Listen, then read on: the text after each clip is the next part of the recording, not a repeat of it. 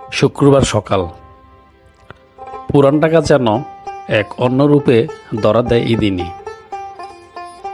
যেখানে প্রতিদিন কোলাহল, গাড়ির হর্ন আর মানুষের ভিড়। সেই রাস্তাগুলো শুক্রবারও হয়ে যায় নীরব, নিস্তব্ধ, শান্ত আর ভীষণ আপন।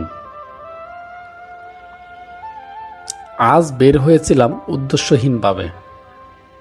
শাহবাগ পেরিয়ে লক্ষ্মীবাজার, আবার শাঁখারী বাজার। চেনা রাস্তা, অচেনা নীরবতা। পুরনো দালানগুলোর মাঝে হাঁটতে হাঁটতে মনে হলো এই শহরটা আসলে কোলাহলের মাঝেও এক নিঃশব্দ গল্প বলে। চা দোকানে বসে দোয়া ওঠা চায়ে চুমুক দিতে দিতে ভাবছিলাম, শহরটা একটু ফাঁকা থাকলেই কি শান্তি নামে না জীবনে। শুক্রবারে পুরান ঢাকা মানে ইতিহাস, সৌন্দর্য আর কিছু মুহূর্তের নিঃশব্দে হারিয়ে যাওয়া।